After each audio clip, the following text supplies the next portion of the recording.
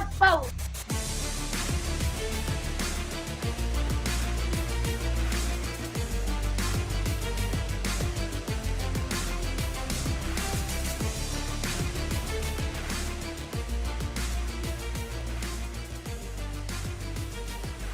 Court is in session with Ryan in Sacktown on If You Don't Like That.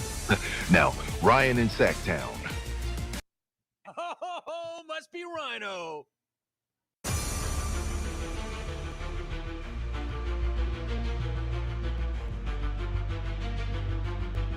Oh my God! What Miracle! in the world happened Sammy in Zayn, Saudi the Arabia?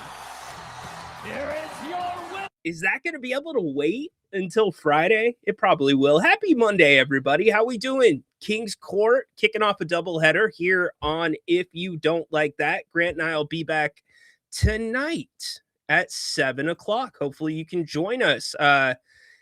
Things move fast in the NBA, to say the least.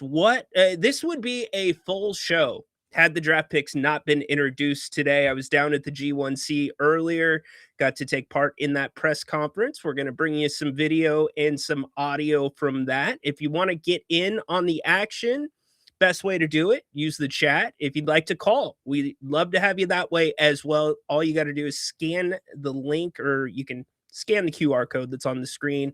Click the link that is in the chat. Hope everybody had a safe, nice weekend.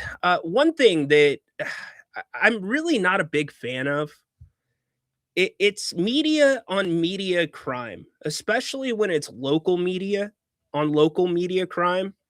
And what I mean by that is like bashing other members of the media, especially if I like them and I have worked with them before. But unfortunately, there is a standard that you have to be held to.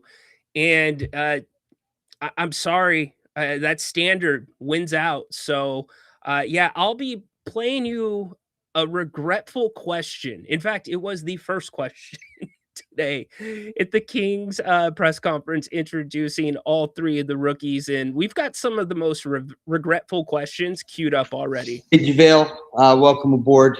I'm not sure. Is your mom still with us? Is my mom alive? Yeah, she's still alive. Yeah, I didn't. That's a weird question to ask somebody. So we've got the best hits, but I feel really bad because I like this guy too. It just was not the right time. It was not the right place. Yeah, so we'll mix that in, but excited to share with you what I heard earlier today with the new guys. And, it does feel like, and I get we overvalue players. Every team in the league does it, or every fan base in the league does it. But it does kind of feel like there's a little bit of a shifting in the guard here with Darius Acuff. At least it feels the Kings believe he's that guy. And I was talking to a couple members of the front office, or part of the media team, I should say, not the front office, although I did get to chat with Scott briefly. And these guys, much like you would expect, they want to be on the court. They were on the court yesterday when they all got here to Sacramento. So that's all fine and well. They're doing their media responsibilities. They've got a team dinner tonight as well. And I'm sure in between now and then they will hit the court, as was Keegan Murray and Dylan Cardwell. They were on the court. They showed up for the press conferences. But here's a little snippet for what we'll get to.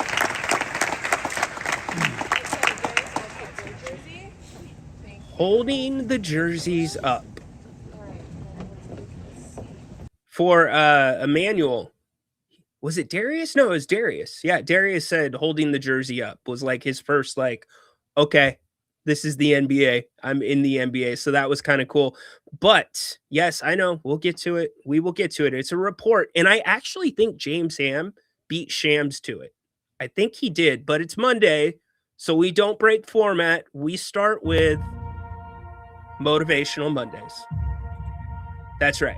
From your general manager, Scott Perry. 7 hours ago, Most people that have achieved great things in life also endured many failures. One of the sustaining forces in their success was an unwavering faith in the final outcome. In the end, you won't count the number of times that you fell down, but you will cherish the rewards which come to those who endure and embrace each step of their journey. Hashtag Monday Motivation from Scott Perry. All right, we'll get to the news. This one, not a big surprise. Zach LaVine opting in to his $49 million plus contract here in Sacktown definitely means that tightens things up. It also likely means the soonest that you probably would part with Zach would be the trading deadline. I don't see anything happening between now and then, but that's not the news that everybody is talking about. What they're talking about is a report, which again, I think James Ham beat Shams to this. I really do. Shams says the Kings are trading guard Devin Carter in a future second round pick to the Atlanta Hawks. Sources tell ESPN. If you had to ask me how to summarize his time here in Sacramento, the first word that comes to mind is clunky. Just clunky. Almost like an airplane that never got off the ground, if I'm being quite honest. Comes in injured, and then gets back, kind of plays here, plays there, goes back, plays summer league, but tells us his shoulder's bothering him. And pretty much from training camp forward, you got the indication that maybe Devin Carter wasn't quite a Scott Perry player, wasn't somebody that was in the future plans for the Kings. As for Devin Carter, he's played 74 regular season games, 12 starts, averaged 14.8 minutes in those games. He's had some highs, he's had some lows. He had a career high 29-point game against the Golden State Warriors. There was obviously that big game in Boston where he came in and hit a few three-pointers and led the Kings to a win. 24-point explosion against the Indiana Pacers, 22 in the fourth quarter, and all of what he did in the G League where he played really well. So you knew that it was going to probably be coming, and the compensation for dropping salary right now is about a second round pick. So he will land in Atlanta, as Shams is reporting. James Ham also put that out. And again, I think James beat Shams to it, which is rare. So if you did, good job, James. Happy for you. One word to summarize Devin Carter's era: underwhelming. Yeah, definitely underwhelming. I don't know where. So one, he's a Monty McNair guy. So let's start there. Monty McNair guy, not somebody that Scott Perry drafted. And as soon as Emmanuel Sharp was drafted, everybody's ringing the alarms that, that means Devin Carter's done here. Devin Carter was done before that draft pick. It was only a matter of time. You look at the money that's on the books, it made sense. You get $5+ million off the books. You get closer to being under that first apron.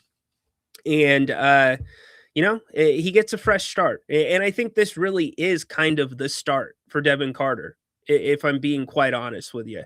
So he moves on. I know our guy Peter Anderson is going to audit this. These are my calculations, assuming that the Devin Carter trade goes through, because as far as I can see, I have not gotten an official announcement from the Kings. I have not. So, yeah. So assuming that goes through, that's what you're looking at right now, that first apron. You are still above it. You've got 12 roster spots filled, 3 left open. And here's what's notable. This is why the Kings need to get below the luxury tax line before free agency.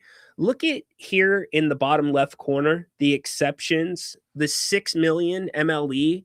It's like almost 3 times that for a team that is under the luxury tax. So look for the Kings to continue to try and make some moves before we get closer and closer to free agency.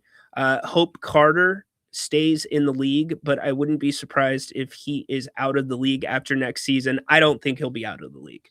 There's going to be a place for Devin Carter in this NBA because teams are not going to be asking Devin Carter to play to his weaknesses, which were ball handling, which were long range shooting. They're going to ask him to play to his strengths, which is 94-foot defense, which is crashing the board, something that really for the first half of the season, the Kings were very poor at.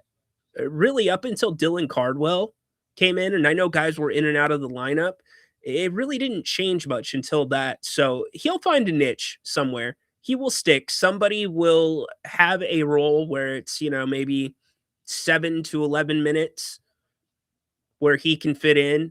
Maybe not on a nightly basis, but if somebody gets into foul trouble. But the important thing there, again, is you don't have to pay that guaranteed money. That is off the books now. And you know what's interesting about the second round picks? I think we should point this out. I tweeted it out because if this trade goes through, that means the Kings only have 3 more second round picks available to them right now. They would have 9 first round picks, 7 of which are tradable. Remember, you can't trade them in back-to-back years.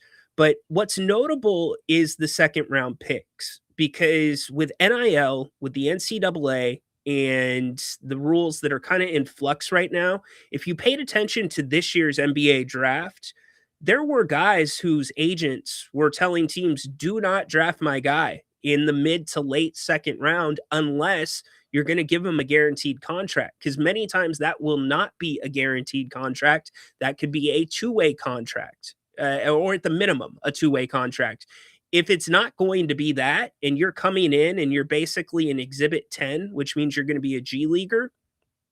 And if you didn't know, with the G League, unless you are a 2-way player, super interesting here, you don't actually play for the team that you're playing for. They don't own your rights. The G League owns your rights. So any team could come swap you up. So those guys are now either going back to college or they want to be undrafted free agents so they can choose a better situation where they feel like they can make a roster. So not anything crazy right now when it comes to the second round picks, especially the mid to late, but keep an eye on that. I think that's something that if this continues with the NCAA, that is going to be notable about really what value they carry going forward. So thought I would let you know that. Scott Perry introduced the newest members of the Sacramento Kings today at the Golden One Center. I was there, got to fire off a question. Here was his opening to introduce your 3 new rookies. We had a clear vision of what we wanted to add to this organization. We prioritize talent, basketball IQ, competitiveness, character, and the potential to make a long-term impact. Those are the traits that we believe are essential to building a long-term, sustainable, winning organization. Equally important, we wanted to get players who we knew and believed fit our culture that we're establishing here in Sacramento. Darius, Alex, and Emmanuel all reflect those values, and we're excited to welcome them to the Kings. A few words about Darius. Dynamic offensive creator, a young man who can score from all 3 levels, at the rim, mid-range, and a very good 3-point shooter. He led the SEC in both scoring and assists as a freshman. The first player and freshman to do that since a guy by the name of Pistol Pete Maravich, I'm sure many of you have heard from. High-level playmaker and someone we're excited to have here with the ball in his hands for many years to come. Alex Cairban was one of the most accomplished players in college basketball. He's the winningest player of all time in UConn Husky history. That says a lot. Two-time national champion. So he brings a winning pedigree. He's an outstanding shooter. He's a connector. He does all of the little things that are important when we're talking about winning basketball games. And Emmanuel Sharp was a leader of one of the best programs in college basketball this year at the University of Houston. He was also the 2025 Big 12 Player of the Year in their tournament. He's one of the top three-point shooters in the country, and he's Houston's all-time leader in that category. He brings both leadership and winning pedigree. And what else excited us about all three of these young men, they all played for Hall of Fame coaches in college basketball. Darius played for John Calipari at Arkansas, one-time national champion. Alex Caravan played for Danny Hurley, outstanding coach, two-time national champions. And Emmanuel played for Kelvin Sampson, someone who I've known going back to my college days, who's an excellent coach, been to the Final Four a number of times. So we're starting to get an idea of what a Scott Perry player looks like. We're starting to see some consistencies in the way that Scott's drafted, which I ended up asking him about. And he mentioned basketball IQ at the start of the press conference. And, I have a really hard time pointing to any of the guys that he's brought in that haven't been fairly high IQ guys. Max Ryno, certainly one of those. Nick Clifford, yes, ball handling needs some help. Yes, he needs to be able to hit the three a little bit more consistent, but he's pretty high IQ. He sees the floor well. We were praising him for it during Summer League, and you saw some great feeds between the two of them during the season, specifically later in the season. And that kind of rings true for this draft class. Some of the players that Scott brought in, I thought about Dylan Cardwell, and Dylan played for Bruce Pearl at Auburn. So yeah, these are some big coaches with good pedigrees. Caravan has played 4+ years in college. Sharp has played 4+ years at college. Darius obviously being the exception to that. So the guys got in yesterday, all three of them. Darius got the PJ, the other two flew commercial, but Kings fans showed up both at the international airport and at the McClatchy Flight Center. And here was how the guys took to that reception.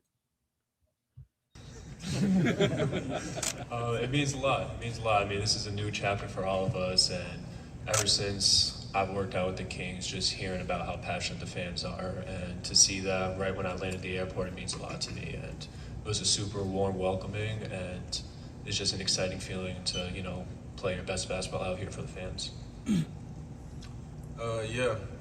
More the same. It's a great feeling, getting off the plane. It's kind of caught me by surprise. I wasn't ready for it, but they're great fans. It just shows how invested they are, and that's all you can ask for in a fan base. So I can't wait to be out there on the floor, with them cheering for us, and light the beam. Yeah, like he said, since I've been here, all I've been hearing about is the fans. You get a sense of it when you look in front of the arena, you see people out there. But I can just tell it's a great city, great fans. No matter what, I know they're gonna support you. So, like they said, I just can't wait to get it started and be ready to hoop again for sure. Flores, Ryno, do you think Clifford can start long-term for the Kings? Potential needs to be set free and let him play his game. It's a great question. It's too early for me to say yes or no, but if you put my feet to the fire right now as we sit, I would say no. And the reason that I say no goes back to something Jerry Reynolds said to us earlier this season. And it was, if you don't have a natural position in the NBA, you're not going to be a starter. And I question what Neek's natural position is. As we sit today, doesn't really have one. Now, he could grow into a little bit more of a shooting guard. He might be a guy that can guard up at the three. We've seen him guard at times, very few times, but we've seen it on switches where he's guarded 1 through 5. He was not afraid to go against some of the big names in the league on switches and fairly defended well, to be honest with you, in some of those situations. So right now, no, but he is so young in his basketball journey. Now, you could double back on me and say, well, Ryno, he played 4+ years in college. He should be more ready. Yes, and I think to that point, you saw that last year. He was able to play pretty much an entire season for this team. Didn't really hit a rookie wall that you could point to. He was inconsistent throughout the season, but there wasn't just that big dip where Max had a little bit, and he would admit as much, little bit of a rookie wall, but still was able to get through it. So they appreciated the love. I thought today was, I had a unique experience today because I was sitting right behind the players' families, and to from afar get to see the families live today out and see the players live today out. Like, you're in the NBA. Yeah, you got drafted. Darius was in New York for the draft, but to see that in motion and just how cool and important and what a milestone. I don't want to say the summit because hopefully the best is yet to come, but to see them living that and taking the time to listen to the interactions between Coach Christie and the families and other members of the Kings, that was a really cool moment. So I'm very appreciative for that. If you didn't know, get this, Neek is going to be changing his number. You already saw Acuff Jr. jerseys with the 5 on them. Neek was already thinking about changing his number a little bit, but he did offer it up to Darius, and Darius was asked about that. And then also Keegan and Dylan Cardwell were in attendance at the press conference today. It was hilarious because Dylan comes up, says hi, sits down in the front row, and then Keegan walks up, and they're both in their practice gear. And Keegan's just standing in the corner, like the far corner of the main entrance, like he's anybody else. And the way they had it set up is you had the families in the front office in the front rows, and then you had media, and then some fans were invited to attend today. So it was really funny with the Kings when they finally realized it. They're like, get your ass up here. What are you doing? But here's here is Darius on the number change and what it means to the players, the rooks, to have the vets or the younger guys that are established here in Sacramento attending the press conference. Nah, he reached out when I first got drafted. Welcomed me to the team. I already had news that he wanted to kind of change his number a little bit, so kind of just had an easy process. Just got the number. Just shout out to him though, for sure. Speaking of teammates, to have Keegan here, to have Dylan here, just for all three of you guys, just how much does that mean on such a special day like today to have your teammates here? Yeah, it mean a lot. Just to see them, see the guys you're gonna be sharing the floor with in a couple of months. When we was up there, they was working out, so just to see them down there grinding, just like we do, it's great to see for sure. Yeah, same. It's good to see, guys that you're gonna be spending a lot of time with. It's good to, start them bonds now. I feel like that's a good ground for, a good team is having players that are connected. So just getting that started now, and it's like Darius said, seeing them in the gym. That's what we're all about. So it's exciting. They pretty much covered it all, but super excited to learn from them. I mean, they epitomized what it means to be a King, so just want to learn from them, get better with them every single day, and ultimately just win.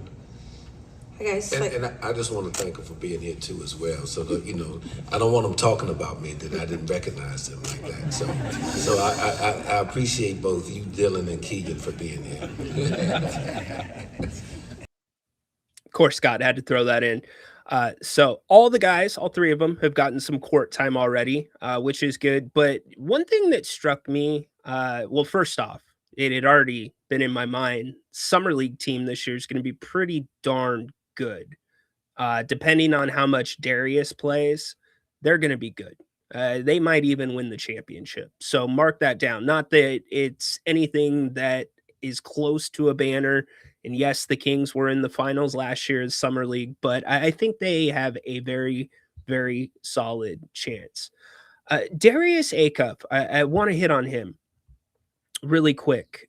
And I want to get to some of your chat and we'll continue playing from the press conference. But there is a quiet storm about him. There's something about Darius that is very intense. And it's not like intense in a bad way, like you worry about the player's composure. It's almost like he is completely focused on basketball. His answers are punctual, they're fairly brief, they're to the point, but they come with a level of confidence. And it goes back to what Scott Perry said after the first round. We were at that press conference. When he walks into the gym, he truly believes he's the best guy. Now, that can be good, that can be bad, but it's fared pretty well for him at Arkansas. And I find it intriguing, even looking today at how he was dressed. Like, if you look down to just those micro levels, he's in a black suit with a black tie. He's not wearing bling. He's not wearing flashy stuff. Like, it's almost like hoop is hoop. Like, hoop is world for him. And so I'm really excited to see how that kind of develops. In fact, if I had to put Darius right now into a category, I would put him closer into the Keegan Murray category, where it's like, can we get a smile out of him? He's just very, very focused. And for a rookie at 19 years old, because he is not one of those guys. In fact, he is the only guy that has not played 4 years in college. It's super interesting to me, almost a little bit beyond his years when it comes to composure. So I thought I would pass that along. Alex Caravan, he's basketball IQ is bleeding out of him. Acuff has a bit of Jalen Brunson attitude to him. Too early to say. I have a hard time putting Acuff and Brunson in the same sentence right now, coming off of what Brunson just did. Maybe we will in the future. Killian Hayes will remain the backup. I'm not so sure about that, Tristan. I don't think the Kings will pick up Killian's option unless something's changed. He's had a good summer. I think the Kings are going to be looking, and that will transition us to where I hate to do it. I hate to do the media on media crime, but it's very warranted. I mean, it was not a good question. I mean, and we've got some of the worst questions lined up for Chris, you. will the Clippers be back here Sunday playing a Game 7? What? Your feeling about, see what he did there? Your level of confidence that you'll be back here again. What you think? I'm on the team. What you want me to say? No, it's over. I mean, that's what you want to hear? Yes. Come on, man. You've been doing this long enough. We've got a bunch of them locked and loaded. How to lose your credential 101. I feel so bad because I like the guy too. But you can hear the room rumble when it comes out. And it's like, oh, you just knew that was not good. Will Sharp play a lot of games in the G League this year? It's a good question, Tay. I think a lot depends on what the Kings see in Summer League. I think a lot depends on that. And I do think the MLE for them, whatever it might be, if they can get back under the salary cap, that's where they're going to be shooting for probably a backup point guard. That's my thinking. But either way, if Sharp's not getting minutes with the team, then yeah, you want him to get minutes in the G League. You want to get those guys as much experience as possible. And on top of that, think about the development that's gone on between Stockton and Sacramento. This show, we were way ahead of the curve talking about this. We were talking about it 2-3 years ago. and it's only gotten better. Now, will it change a little bit with Gabe Harris now exiting as GM? He's running things over at Memphis, the University of Memphis, maybe, but I suspect things will be the same. So you have a accelerated development program, or at least a development program that has been running extremely efficiently. Because sometimes with the G League, what happens is there's a thought like, we're just going to roll the basketball out, go do what you do, score as many points as you can. Then there's that middle thought like, okay, we want to play like a team, play similar to what the parent team is doing. And then there's a third thought where, yeah, we know you could score like 40 points in this game if we asked you to, but you're not going to be asked to do that in the NBA. You're going to be asked to be able to make this shot, be able to make this pass, this block, and just running those reps over with them, both in training and in game, to where you play that way. And Stockton also plays fast. They play very, very fast. And that's something that came up today. We'll hear in a little bit from Scott and from Darius on it. I think that might be part of the Kings formula that they're looking at with this group. How fast can we play? Can we get back up pace? Can we play at a level? Because knowing that defense certainly is the liability right now on paper, can we play at a level where teams aren't getting to set their defense? Can we make things hectic? So, and all that starts summer league when these guys start getting in the gym, and some of that's going to come together organically as they do their open runs after summer league. So we will see. Scott mentioned basketball IQ, something that I feel has been lacking a lot with the Kings. I would even go back to the 46 win season. I thought the basketball IQ was poor, and it's only gotten worse since then. And yes, you did not play well last year. You won 22 games, but the IQ for the guys, the younger guys, was really high for the most part. And then you pair them around to DeMar DeRozan, and you see these little flashes where they're seeing the floor correctly, like they understand time and situation. And so as we put together what we think a Scott Perry player is going to look like, IQ keeps coming up a lot. Experience keeps coming up a lot. Athleticism, high character, etc. But I go back to IQ because with this group, it's the same thing. Caravan comes from a pedigree where he's won 2 national championships. He's the most winning player in UConn history with 242 wins. Acuff with what he did as a freshman. And this is a group that's been through the youth basketball and the games 4 or 5 days a week since a kid. So they've been grinding away. They're part of that group. So they have a little bit more basketball experience. So I just asked Scott, I recapped what he's done in the draft, and with him mentioning IQ, with IQ being as low as it has been, relatively speaking, over the past 2.5, 3 years, it seems like that is almost at the forefront when the Kings are thinking about bringing players in. So here was my question to Scott earlier today. Ryan Bohammer of Fox Sports Radio. Welcome to Sacramento, guys. Scott, question for you. 4 of your first 5 draft picks have had 4 or more years in college. How much easier does that make the transition for the team? And also, basketball IQ. You mentioned that, and the coaches that these guys have played for. Is that where it starts for you when you're looking at who's going to be a Sacramento King? It's a very important quality to have, is the basketball IQ. Look, there's a lot of talent in this league, but I have found during my 26 years in the league that can be a separator. Guys who understand how to play, how to fit with different teammates' skill sets. So yes, we do value that at a very high level. The fact that we've drafted, 4 guys that have had, multiple years of experience, it's very important, because those guys have been through a lot in college. That you heard them both reference the practice time and the years, and I've witnessed the practices at UConn and Houston. So when you talk about being battle tested, they have been battle tested in that. And so, and then there's a certain level of life, more life that they've experienced too. Being 22 years old coming in as versus 19, 18 or 19. So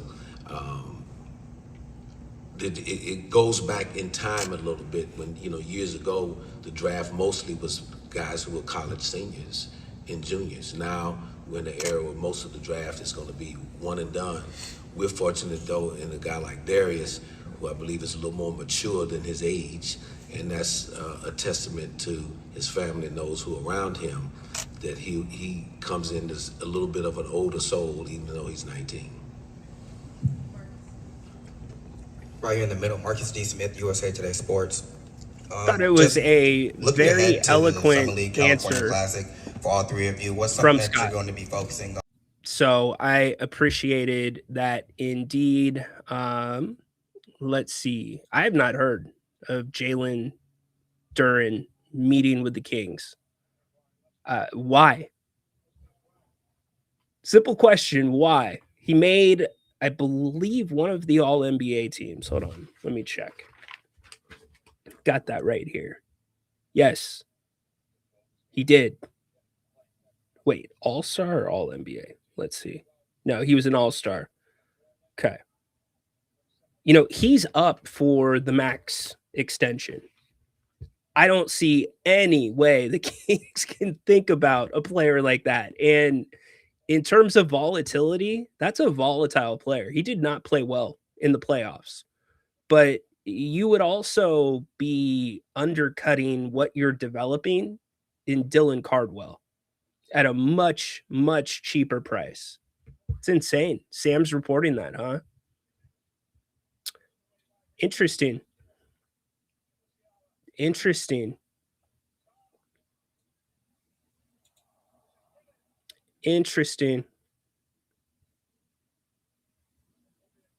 That would be you're going super big. I'm going to go to Sam's page really quick.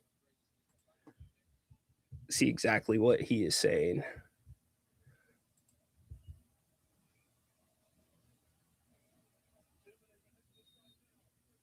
Oh, okay. All right.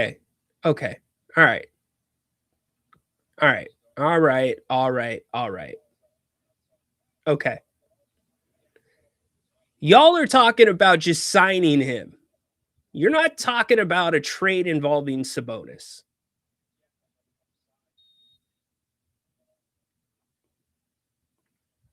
It depends on the number one, and number two, it makes a lot of sense. Now, everything I just said about Duren is true with the volatility, but it backs up what I've been saying for a while about a Scott Perry center. We played that audio from the trade deadline where I asked Scott Perry about the player development. Do we have that? And Dylan Cardwell and Scott it basically said we have, I'm going to paraphrase here, we have a vision to what a Sacramento center, big man should look like or would look like. I'm paraphrasing off the top of my head.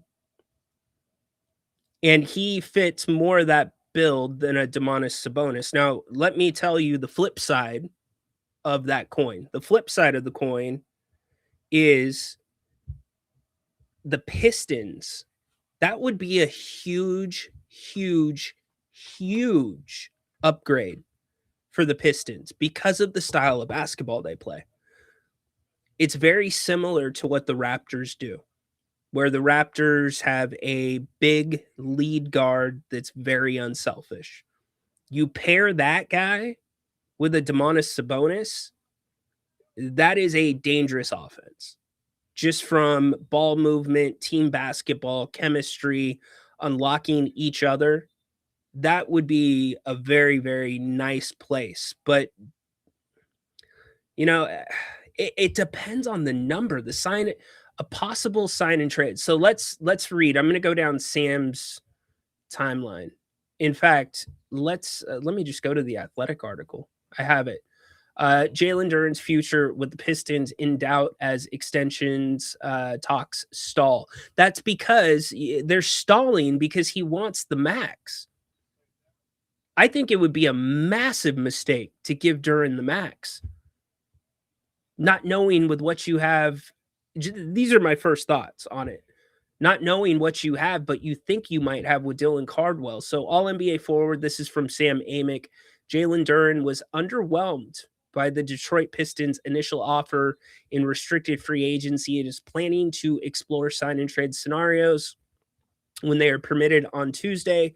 League sources told The Athletic the negotiations between the 22-year-old and the Pistons was widely expected to be challenging, as he had an elite regular season and helped Detroit finish with the Eastern Conference's best record at 60-22, only to struggle mightily in the playoffs en route to the team's second-round loss to the Cleveland Cavaliers. Yet, because he was selected to the All-NBA third team, as I mentioned a second ago, Duren is eligible for a 5-year, $287.1 million extension that would account for 30% of the Pistons salary cap. He's not that player. Just because you're eligible for it does not mean your value is that. It's not. According to sources who spoke on condition of anonymity, because the negotiation is ongoing, the gap between the sides is large enough that Duren is considering ways to land elsewhere, with the sign and trade route deemed preferable to signing on an offer sheet with another team that the Pistons could and likely would match. And with some of the game's best players potentially available this summer, including Boston Celtics, Jaylen Brown, and LA Clippers, Kawhi Leonard, the question now becomes whether the Pistons might be willing to engage in those sorts of scenarios when that time comes around. Okay, we're still talking about that. Where do we mention the Kings?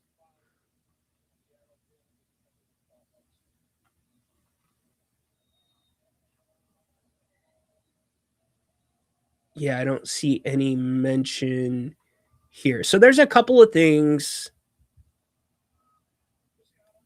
So can confirm, Sam says, the Kings are expected to meet with Duren tomorrow to discuss a sign and trade path out of Detroit. He follows up, per league sources, the most likely scenario would include a Kings forward, Domantas Sabonis, heading to Detroit. The key question is now how the Pistons see the situation in light of the gap between them and Duren and the chance to get a 3-time All-Star in return. It's a no-brainer if you're Detroit. On a related note, I'm told the Kings are not expected to pursue free agent forward Jonathan Kuminga. So all of this coming out while the show's been started. So sorry we did not lead with this. This has all just come out within the last 16 minutes.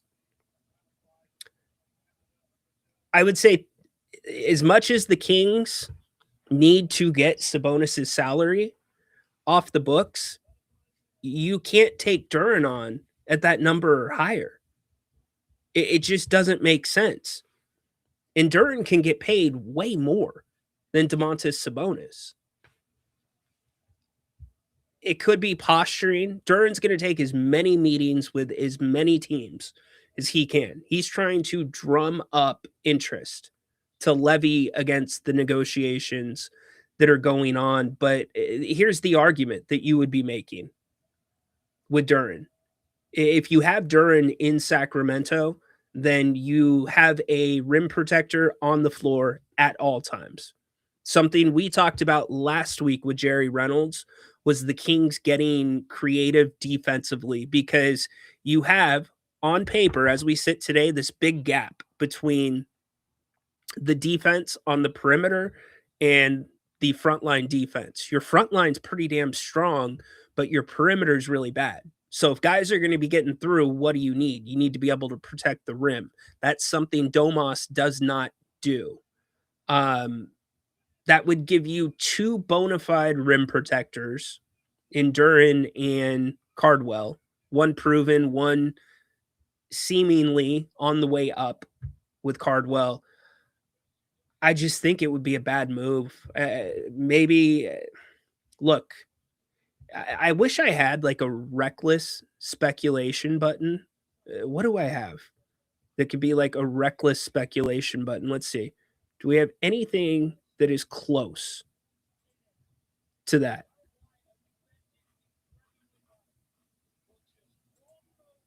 I need something before I say what I say. All right, here we go. This should be a good one. Reckless speculation. Reckless speculation. Scott Perry still has ties to Detroit. Maybe the Kings meeting with Duran is a favor to somebody in Detroit. Again, reckless speculation.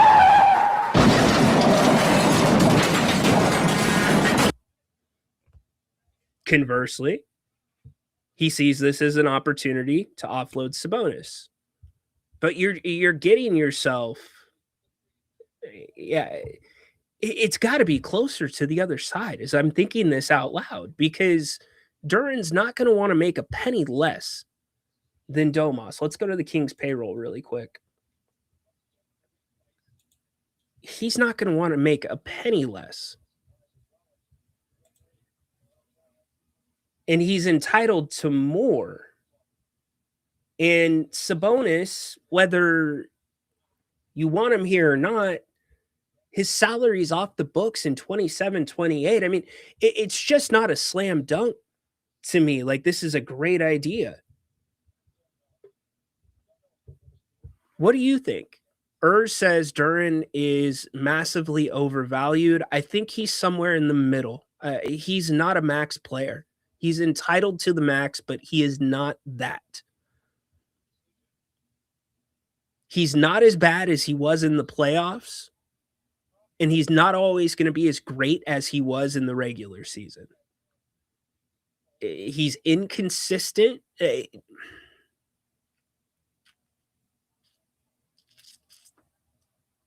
I mean, okay, you could have a legit rim protector, paint defending, effective scoring center, or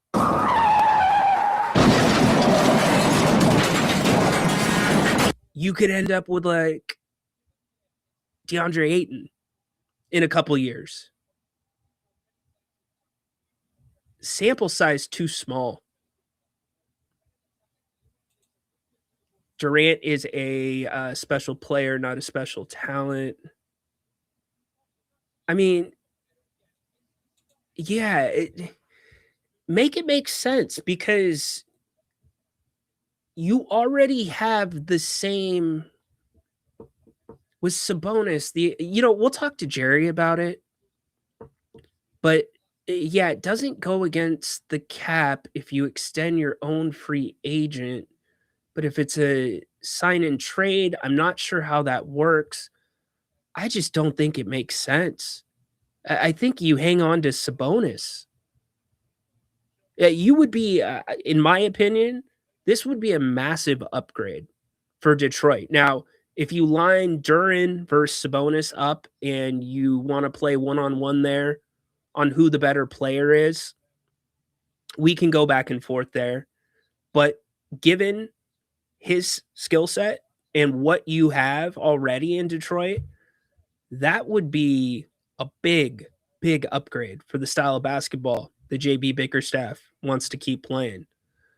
It would be a big splash, but I don't know if it's the right splash. I'm with you there. It feels like posturing. That's what it feels like. As I sit here, I just try to work it out.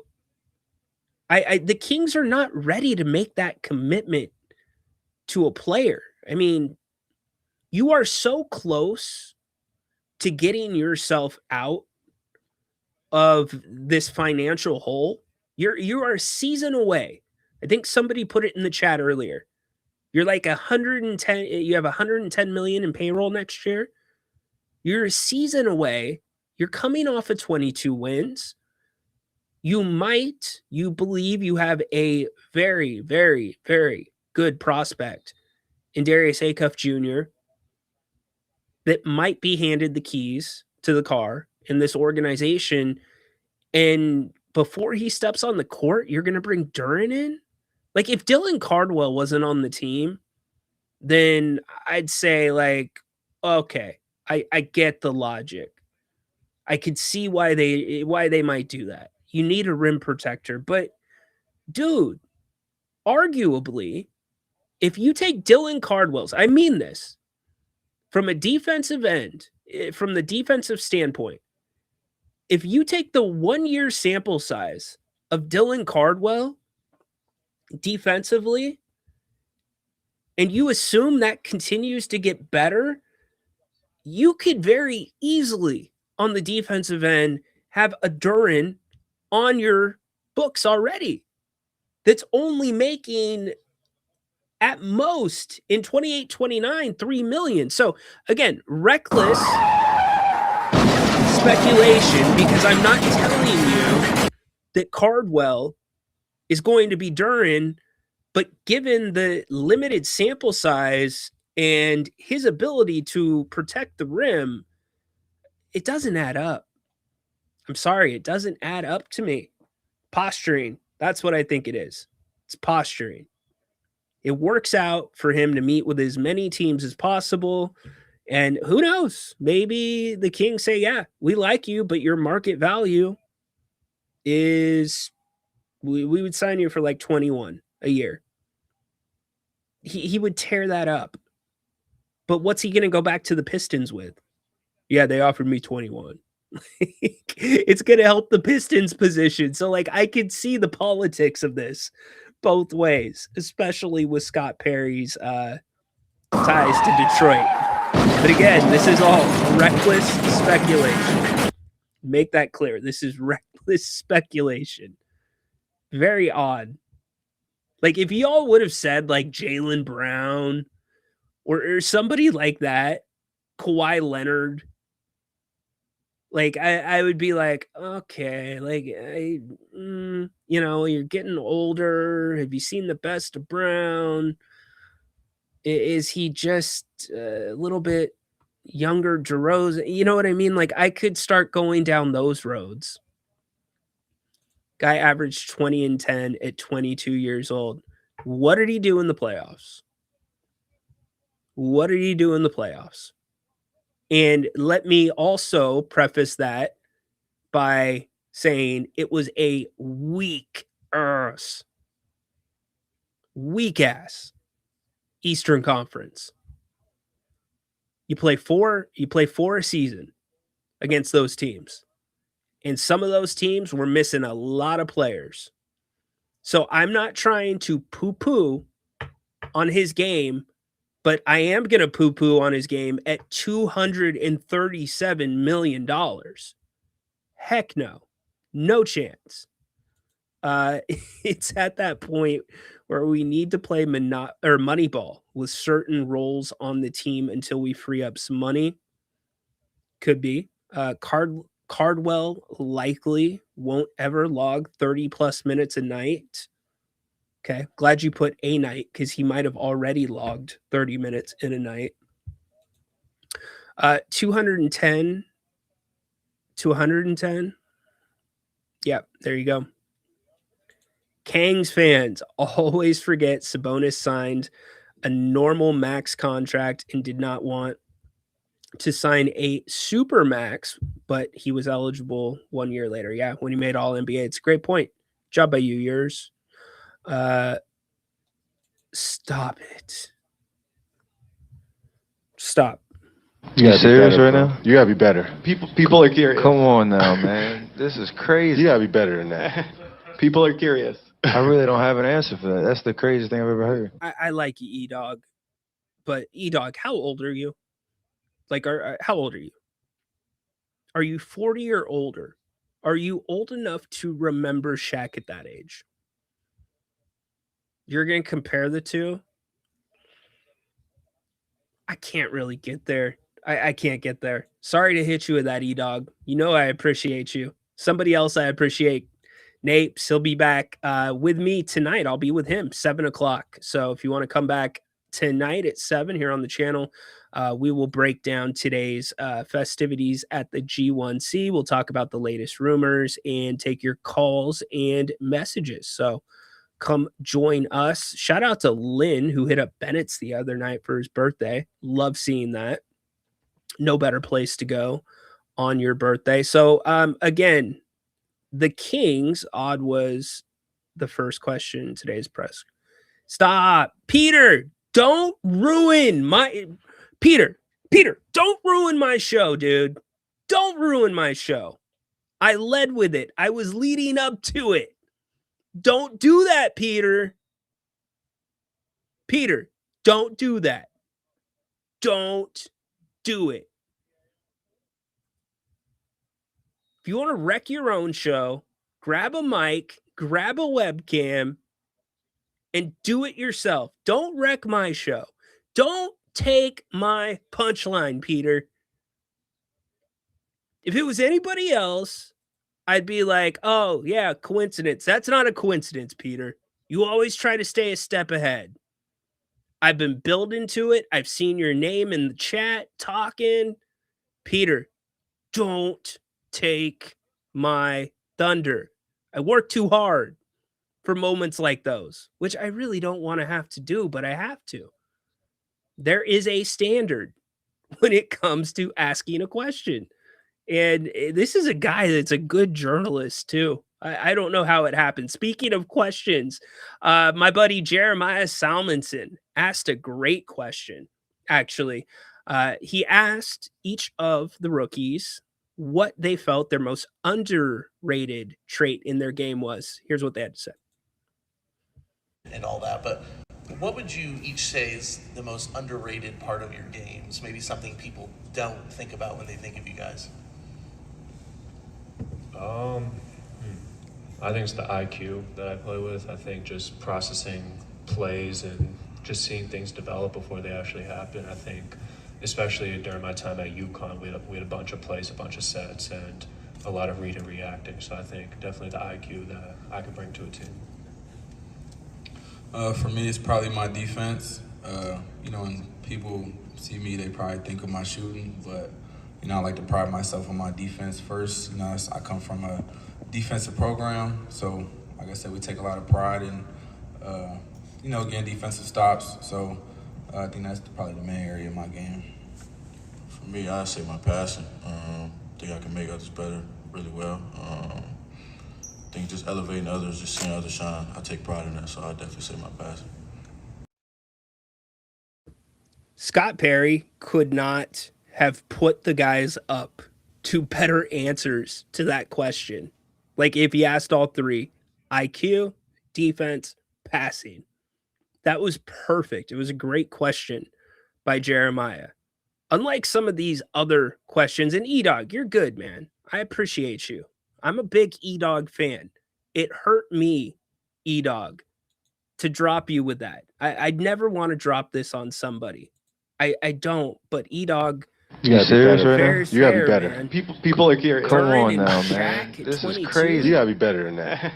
People are curious. I really don't have an answer for that. That's the craziest thing I've ever heard. So to Peter's point, we talk from time to time, and I'm relatively new in this credential game, but I feel like I'm well seasoned when it comes to the do's and don'ts. I feel like this last season, I really made an effort to, be the rook and, clean up after everybody, do the rookie duties with nobody watching. You kind of get my drift, and hopefully get chipped off some learning here and there, which I did from I'd love most of the people in this local media group, in the 105 group.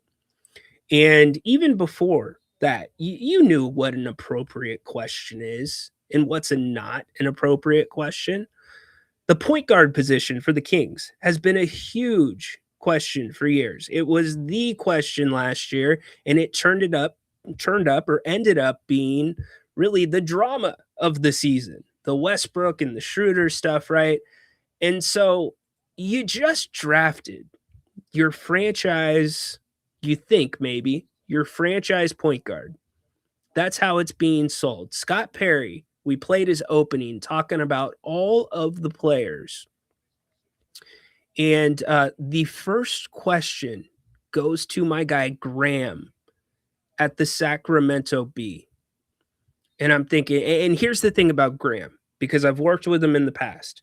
Graham's working his story. So I respect that. There's guys that are trying to work stories, like this guy, for instance. People are losing their homes, losing their. I pray for the city. Vlad, you lose game in that role. Okay, Draymond, here's an interesting question. So last year you visit us. Game 3, there's no flood, you win. Game 4, there was flood, you lose. And this year you visit us. Game 3, there's a flood, you win. Game 4, there's no flood. Game 3, there's flood, you lose. Writing a story about the correlation of wins and losses in a city flooding and people losing their homes. That's not good for anybody. That's not something you should ever be asking a player. Let's ask LeBron. JR getting the rebound. There's still confusion about whether JR thought the game was tied or whether he thought you guys were ahead. From where you stood on the court and from talking to him after the play, what's your reaction to it? What's your version? What do you mean, what's my version? Well, did he think that the game was tied, or did he think that you guys had it salted away? How do I know that? Or did you discuss it at all with him at the end of the play? No. They asked me if I talked to JR about it. I said no already. I knew it was a tie game. We was down 1.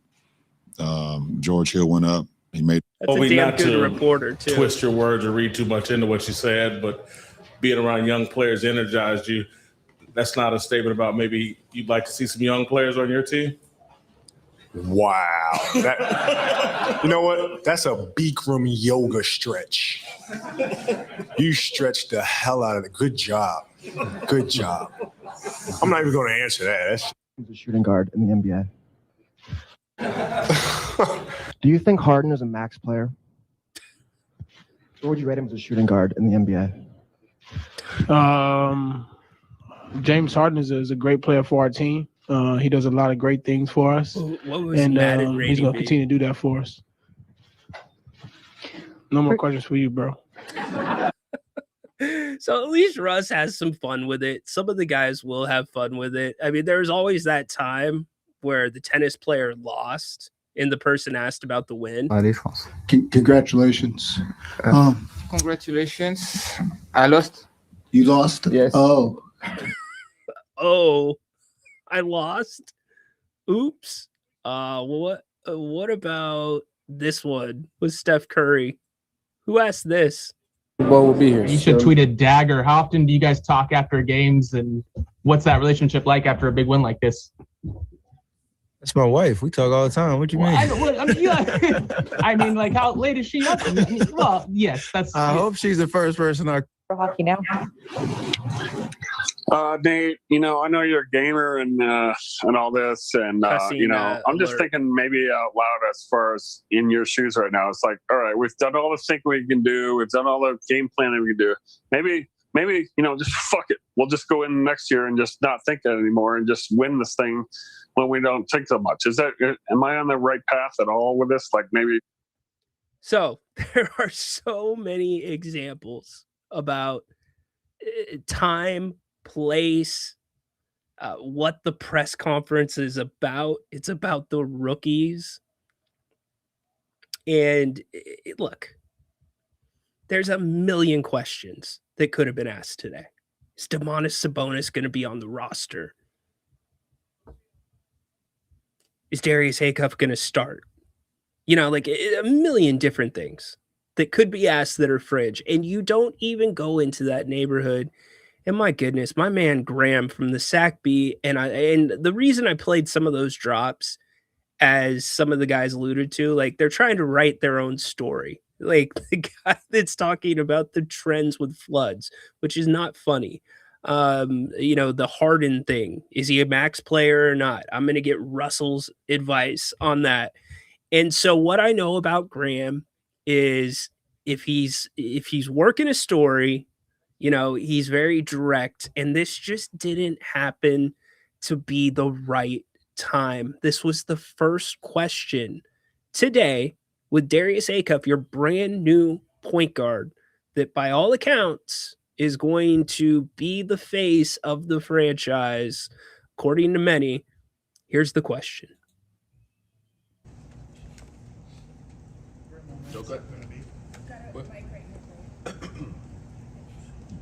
Hi, my name is Graham Womack. I'm with the Sacramento Bee. A question, free agency will be opening pretty soon. Do you anticipate adding a veteran point guard in free agency?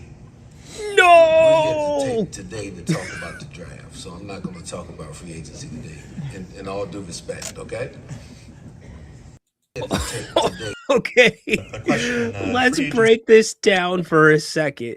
A couple things to break down. Scott Perry gave him a okay, kiddo. We're not going to talk about that today. Did you hear the crowd too? And free agency will be opening pretty soon. Do you anticipate adding a veteran point guard in free agency? We're here today to talk about the draft, so I'm not going to talk about free agency today, in all due respect, okay? Hey guys.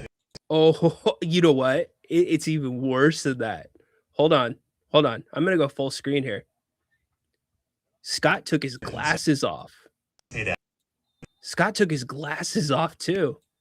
He is like 2 steps from putting Graham over his knee. And free agency will be opening pretty soon. Do you anticipate adding a veteran point guard in free agency? We're here today to talk about the draft, so I'm not going to talk about free agency today, in all due respect, okay? Hey guys. Not the best moment for Graham. Graham, my man, I like you. It hurts me more than it hurts you to have to be playing that on the show. But Graham, you can't do that, my man. You just cannot do that when your number 1 pick or your number 7 pick is a point guard. Like, if you're Darius Acuff, how's that hit you? You can't do that. And the problem is he's not coming from a bad spot. It is a very big question that needs to be answered. I've asked the same question with Acuff here, or in the lead up to the draft. If you draft Acuff, who are you going to play behind him? It's got to be more of, a guy that's going to be probably not shot first, although Darius said today that he thinks passing is one of the most underrated parts of his game. And I can see that based off of watching his film.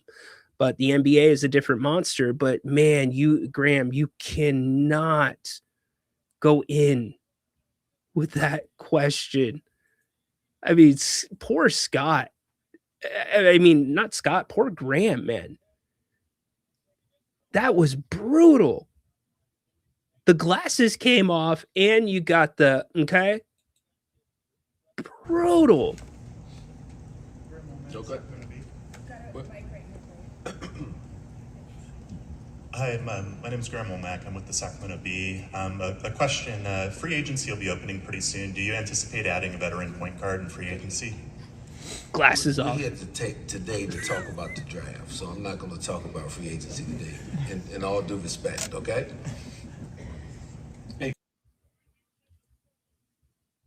Brutal. Just brutal. Don't really know the game. How do you explain that? You're serious? You really think I can explain that? In simplest terms. I feel like he's been a great influence in that role. Tonight you were playing very short many times. I don't know why, because it's not used. You're not used to that. But I'd like to know, for many people to get married is a very important and distracted thing. Before the marriage, during the marriage, after the marriage. I'd like to know if somehow your concentration on tennis life has been a bit different, even if you were going out with the. What are we doing? What are we doing? Graham, man, I love you, dude. I love you, but bad form, Graham. Really bad form. I just learned so much more about that by watching it. I had not watched it. The glasses off. Yeah. Yeah, that's about as bad a form. You know, it's not that far off. Horse is right. He's spot on. It's really not that far off from this. Who's next to you? There's a woman next to you. That's my daughter. It's not that far off from that. So anyways, there was a couple of more good questions that we'll get to. What's up, MC? Hope you're having a good day. Happy press conference day to you. We've talked about a lot. One thing, we have not even hit the NBA stuff. More indictments for gambling. Too much going on right now in the NBA to do that. Ja Morant to Portland. I'm sure that owner is going to spend the money to put in the appropriate structure to rehab Ja Morant's career. Yeah, that's going to work out well. Hey, thanks. Thanks, owner, who just chipped off the coach that I like. Now you're putting him, Ja Morant, in my lap? That's what Damian Lillard's thinking right now. Like, really? I come back to Portland, taking less money. I rehab here. I'm shooting the heck out of the basketball, which he was during rehab. And now you're dropping Ja Morant in my lap. You have that news. Players moving everywhere. Devin Carter, reportedly, on his way out of town. Zach LaVine. Yes. Good job by you. Happy PC day for you. Aspirations being had by Kawhi. Dude, how are okay, I'm so glad you said that, MC, because how is a team thinking about trading for Kawhi Leonard before this whole thing shakes out? Because if the aspirations thing investigation does not come out well for the Clippers, it's also going to affect Kawhi Leonard's availability. It's not just going to be Steve Ballmer's ownership of the team. Salary cap evasion is one of the most serious things that you can do. So yeah, NBA players moving everywhere right now. We've been talking Kings. If you want to talk anything else, let me know. A couple of last questions that I thought were great from today's press conference. The players were asked why they chose their numbers, and we'll play this for Jerry Reynolds Jerry Reynolds. Still think it's funny what Caravan had to say. Yeah, Portland getting much shorter. Chris Murray. Yeah, Keegan's sitting at the press conference and gets a text probably from Chris. Yo, I'm on the move. That's right about when it happened. Anyways, question from Scott Perry, to the guys about why they're wearing their numbers or why they chose those numbers. And then the G-Man. So this is proper form, okay? Notice none of us in the room today said, hey, Scott, what do you think about the defense of these rookies? Like, we didn't ask that, right? So there's certain people that can ask certain things. My man Graham cannot ask if the Kings are thinking about signing a point guard with the opening question of the press conference. You just can't do it. Okay. Hi, my name is Graham Mack. I'm with the Sacramento Bee. A question, free agency will be opening pretty soon. Do you anticipate adding a veteran point guard in free agency? We're here to take today to talk about the draft, so I'm not going to talk about free agency today, in all due respect, okay? Damn. All right. The reason I played that one more time is because, number one, it's another good question by Brendan Nunez. So we're on the opposite side of the spectrum again. Good question by Brendan. And then check the G-Man out, sliding through the back door at the end. Numbers here. Yeah, it came from my dad, of course. You know, he wore it in college. Since I was little, I kind of wore the number, so just been wearing it since around 3rd, 4th grade, and never changed for real. So I always want to continue wearing it for sure for him. Me, I wore 34 in high school. My life number is 7, so I try to incorporate it. I did, 3 + 4 is 7, and I've always tried to keep, some form of that.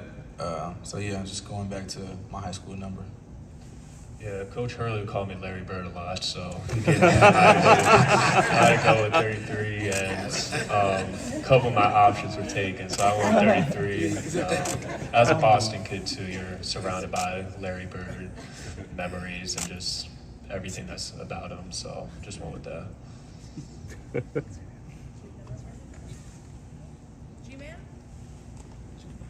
Guys, up on your left, I'm Gary Gerald.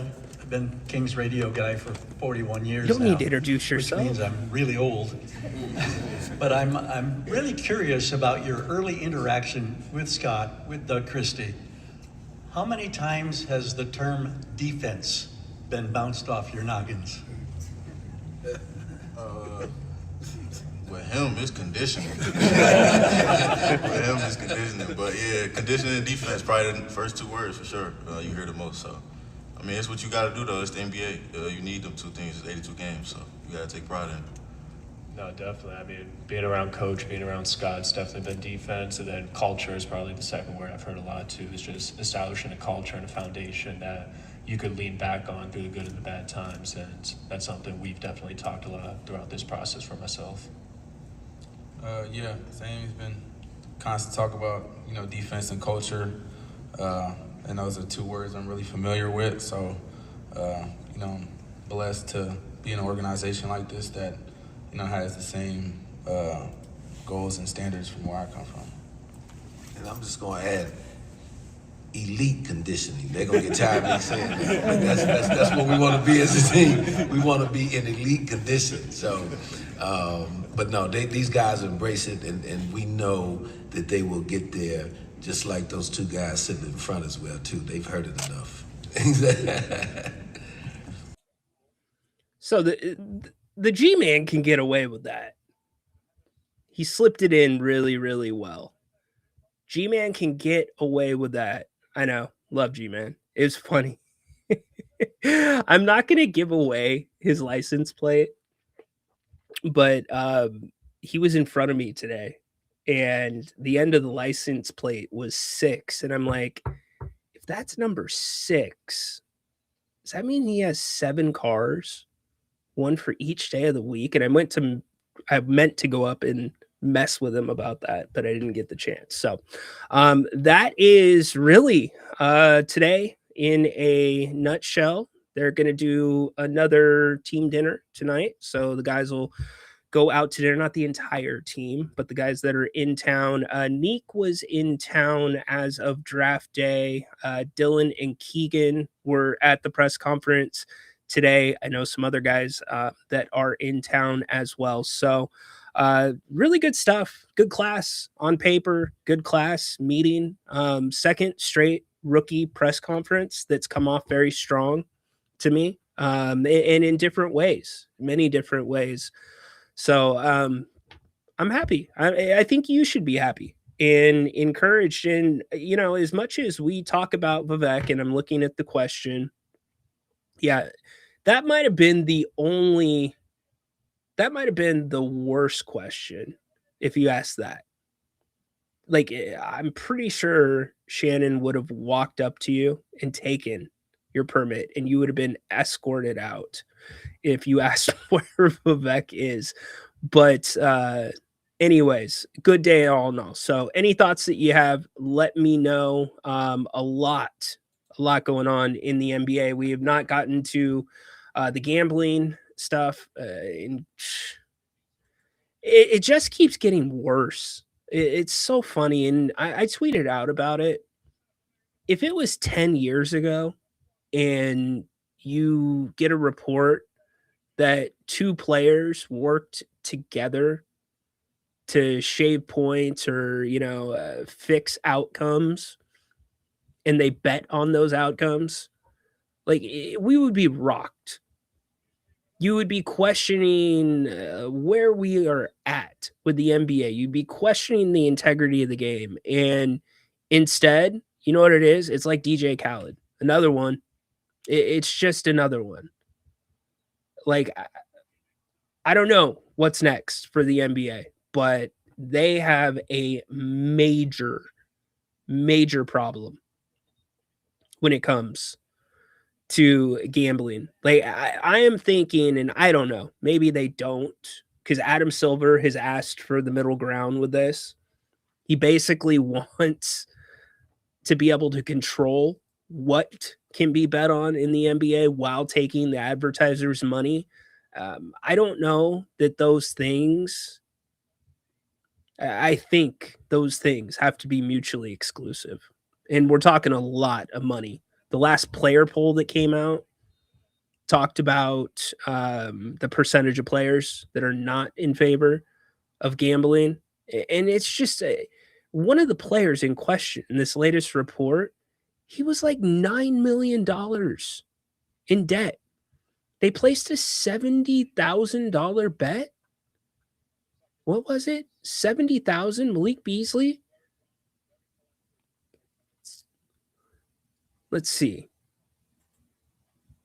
Beasley and Ed Davis indicted in gambling scheme. He lost millions of dollars during his 9-year NBA career.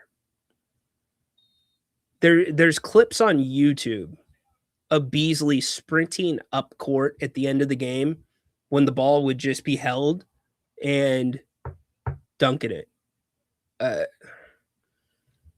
I don't know. I have always asked this question since gambling, and I'm not being a hypocrite here. I've promoted Prize Picks.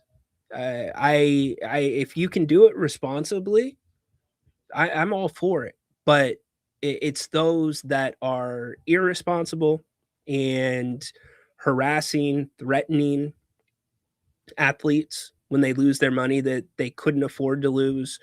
And then it's the athletes themselves. You're asking the athletes to stay away from literally like that one thing. Like, what's the movie Indiana Jones where it's like the one cup that you couldn't drink out of? That's what you're asking them not to do. And you are playing literal ads everywhere around them.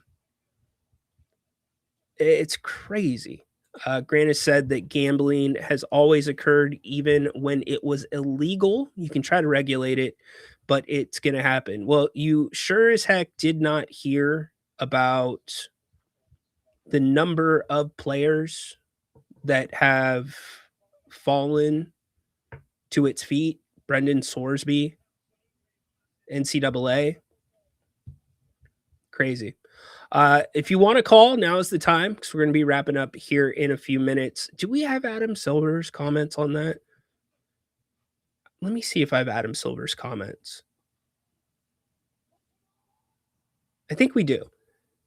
This is Adam Silver basically saying, like, we need the federal government to regulate it. And then number two, the props are the problem. Feel like it's lost in today's NBA. Oh, no, that's not it. I thought I had it. Did we get rid of it? I'll have to check with my producer. Producer's been messing up a lot lately. I must have gotten rid of it. All right. Fair enough. We got a caller. I don't have a caller. Get the old shot chuckers out of sack. Yeah. I would like to see a little bit more. We need to hire Westbrook. I think that's overplayed. Sacramento P, I will remember you. Thank God we didn't trade for Ja. Acuff needs to get as much minutes. Yeah, it's, you know what? It's really funny. It's a fine line, and Jerry's talked about this a lot. The fine line is between getting them the experience, but not just giving them minutes. You still have to find that area where they're earning them. But in this situation with the Kings, it's, really probably over emphasized on the development side.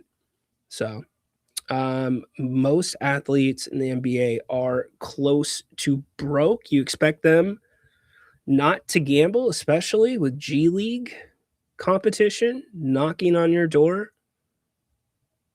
I don't expect them not to gamble. I expect them not to gamble on their own sport. Is that too much to ask? Maybe it is. It's a story for another day. We weren't going to get into it today. We'll get into it a little bit more tomorrow, along with this Jalen Duren talk. Go back. You can find the show wherever you find your podcasts. If you want to listen to my take on it, and it's reckless speculation, but this feels like posturing, possibly on both sides. I don't see how a deal benefits the Kings. I don't think you're getting a better long-term player worth taking on 5 years of salary at 50 million plus. Kaz, what's up, dude? Hey, Ryno, real quick, before I ask a question, I just want to know if we're allowed to talk about the actual rookies today, or should I ask a question about free agencies? Yes, you can talk about whatever you want to talk about. Oh, that's amazing. I'm so happy. I mean, you can't start with that question. I mean, like you said, especially when your lottery pick is Acuff, the best point guard in the draft. I mean, I'm sure like Scott Perry and the rookies assumed that was going to be like a backup for Acuff, but still, that's terrible. Yeah, on that day, you can't do that. That's like the equivalent of like the best man that gets up at their friend's wedding and starts telling like stories about them hooking up with other people. Like you can't do it. Bad form, bad time. Brandon, we've had a lot of movement in the NBA, but I have a specific question for you. Okay. Yep. Like as we look back at the last 3 GMs, so now we have Scott, we had Monty, and then before Monty, we had Vadi. Mm-hmm.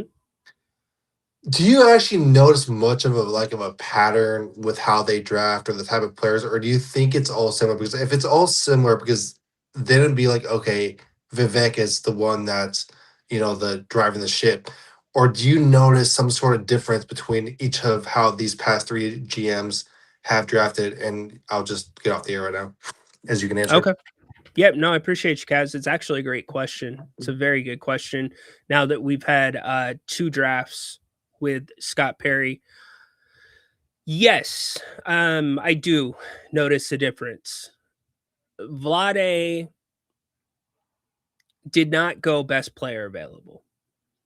If he did go best player available, he would have gone with Luka Doncic. He was worried about how they would fit in, or Luka would fit in with De'Aaron Fox.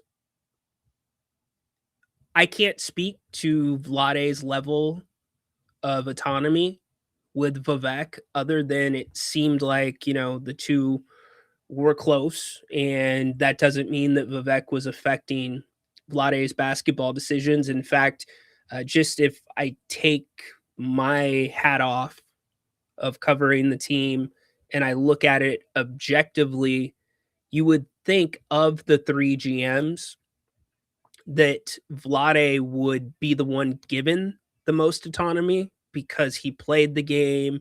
Vivek likes to surround himself with people that have played the game, or at least be in their ear. So I can't speak to what that was like. With Monty McNair, it's such a good question, Kaz, by the way. And these are just my thoughts. It's not how it is. It's just my take on it. Monty was very much analytics driven, and Vivek is very analytics driven. In fact, there still might be a job listing on the Kings website for somebody to create a application that measures basketball performance. So that is still there. Monty was conservative. I think the moves Monty didn't make were his biggest mistakes, whether it was free agency or the draft. but he stuck to his guns when he until Vivek stepped in and traded for Zach LaVine. He did not have a bad contract on the books. And with the draft picks, I think Monty, just as Vlade did not go best player available, I think that unfortunately Monty was taking the analytics a little bit heavier into his decision making, where it might not be the best player. Maybe the machine spits out who the best player is instead of trusting other measures. I mean, it's really hard to justify drafting Devin Carter when you already had so many combo guards and you were in the middle with Davion Mitchell. You didn't know what he was going to be. And I accept and I recognize that drafting a combo guard is one of the hardest things to do as a GM, because you just don't know how they're going to turn out. You don't know if they will find a niche on one side or the other, whether it's lead guard or point guard or a different path that makes them excel in the NBA. As for Scott, it's interesting that you ask. I actually think Scott, at least on the draft side and the scouting side, I think he's working relatively with a lot of autonomy. I think you look at the consistencies with what he's done. He understood that last year's draft, the Kings were going to be a little bit constricted financially. So it was important to get somebody in that could play right away, or at least have a better chance of playing right away, which is why he got into the first round. The Kings didn't have a first round pick, gets Neat Clifford. I can justify why he got Neat Clifford. I can also look at the drafting of Max Ryno. Nobody, not even Scott, had Max that high. But even looking at those two picks, you see the consistencies with those picks. You can see why he went with older guys, because they're going to be more mature. Their bodies are going to be more ready for an 82-game season. And also the basketball IQ. And that's why I asked Scott that question today, because I think it's one of the first measures at the top of the Kings list when they are looking at prospects.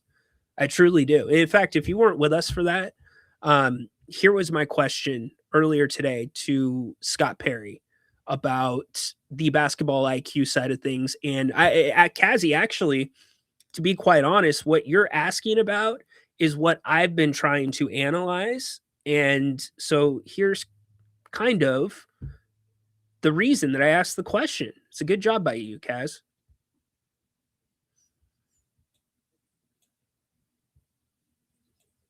For you, 4 of your first 5 draft picks have had 4 or more years in college. How much easier does that make the transition for the team? And also basketball IQ. You mentioned that, and the coaches that these guys have played for. Is that where it starts for you when you're looking at who's going to be a Sacramento King? It's a very important quality to have, is the basketball IQ. Look, there's a lot of talent in this league, but I have found during my 26 years in the league that can be a separator. Guys who understand how to play, how to fit with different teammates' skill sets. So yes, we do value that at a very high level. The fact that we've drafted, 4 guys that have had, multiple years of experience is very, it's very important, because those guys have been through a lot in college. That you heard them both reference the practice time and the years, and I've witnessed the practices at UConn and Houston. So when you talk about being battle tested, they have been battle tested in that. And so, and then there's a certain level of life, more life that they've experienced too. Being 22 years old coming in as versus 18 or 19. So it goes back in time a little bit when, years ago, the draft mostly was guys who were college seniors and juniors. Now we're in the era where most of the draft is going to be one and done. We're fortunate though in a guy like Darius, who I believe is a little more mature than his age, and that's a testament to his family and those who are around him, that he comes in as a little bit of an older soul, even though he's 19. So to Kazi's question, and to even somebody put this in here as well. Yeah, exactly. He went with winning culture, or winning and building culture. So what I'm seeing from Scott through 2 years is exactly that. He's looking for guys with pedigree. I think he is going best player available. If he wasn't, he would have taken Kingston Flemings. I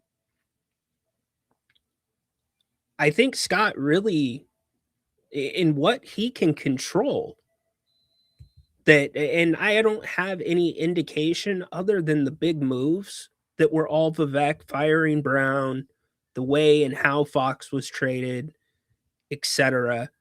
Other than the big moves, I mean, Scott's really starting to do what he laid out, and building culture, block by block, hyperbole, right? That's what we hear from every, and that's what Grant's going to say. You hear it from every GM that comes in, but you're kind of seeing it in action. You're not seeing him take as many flyers as some of your past GMs have taken. I think he's going with more safer quantities.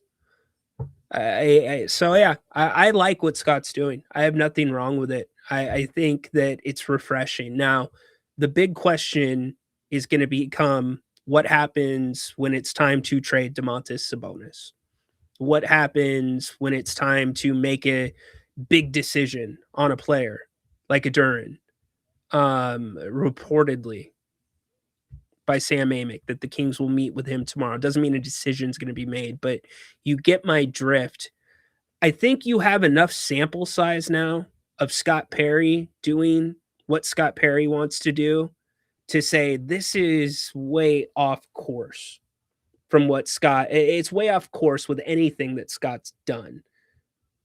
If you have a blunder with a big move, and that's where you question Vivek, if he's back in the picture. I mean, he's always in the picture, but you get my drift. Through 2 years, Scott's drafting has been extremely steady and very easy. Actually, it's been the easiest to map out. You can come and you can look and you can draw all the different connections. You can put up a detective's board with all the string and you can tie it together. You see what he was thinking and why he's thinking it, and the fact that IQ is so high up there is so freaking important, because he talked about it there. Sometimes you bypass the IQ because a guy's just that talented, and what happens? John Morant, that's what happens. So yeah, Kazi, to answer your question in a roundabout way, that's how I feel about it. I'm very high on what Scott's doing. I got to chat with him briefly afterwards. So yeah, I meant to tell him. I meant to tell him that all you love the motivational Mondays. But anyways, we're gonna get ready to get out of here. Let's see what's up, Renus. What surprised me the most was Doug's impact on Acuff, and that they want elite conditioning, hopefully no injuries. Yeah, Renus, I talked about it earlier. I don't know if I made the direct point to it, but the elite conditioning and the pace at which Acuff would like to play, because he was the fastest guy in the combine. And that even goes back to what I asked Scott on draft night about I didn't ask it well, but it was basically what I was trying to get at is there a trait that is stronger than you thought, having now gone through the process with Acuff? And one of the things that he pointed out was his ability to change speeds, his ability to use his body, which is really important for somebody his size. So to your point about elite conditioning, Maybe that's what the Kings are thinking. Let's play fast. Let's not let defenses get set. Now, that involves playing defense at times, but Doug Christie will have to get creative when it comes to that. Don't blow it this year. Don't blow it. I don't know what blowing it is this year. Flaming out on a Sabonis trade, that's probably blowing it.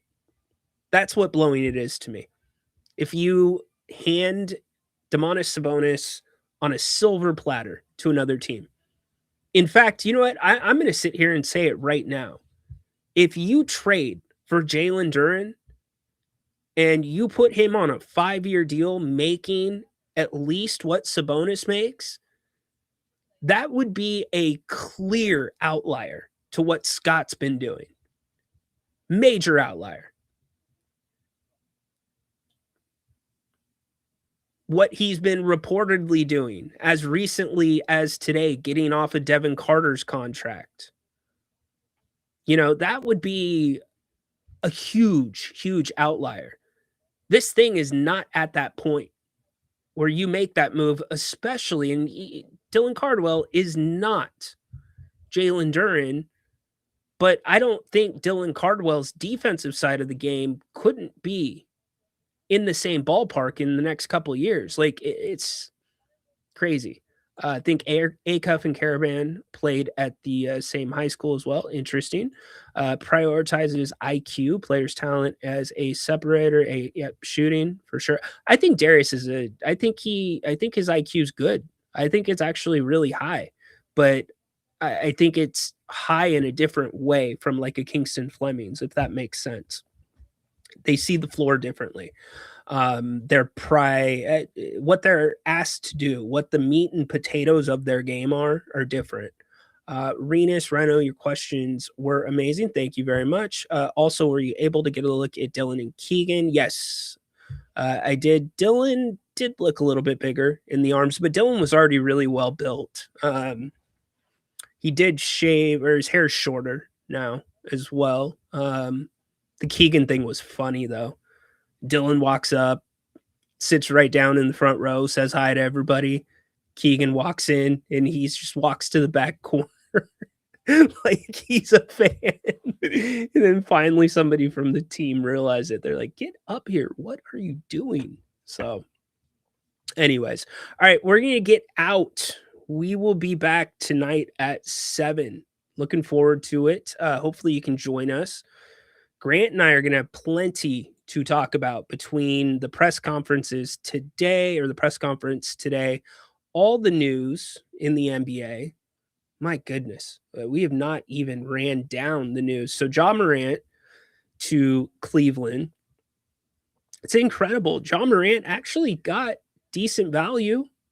Jeremy Grant and Chris Murray. Better than I thought it would be. Porzingis has agreed to re-sign with the Golden State Warriors, 2-year deal, $40 million. That surprises me because of his health issues. I thought he was going to be a contract, or I thought he was going to be one of those guys where they were dumping contract, but they're going to bring him back. Draymond Green looks like let's see. Yes, it is technically legal for him to sign.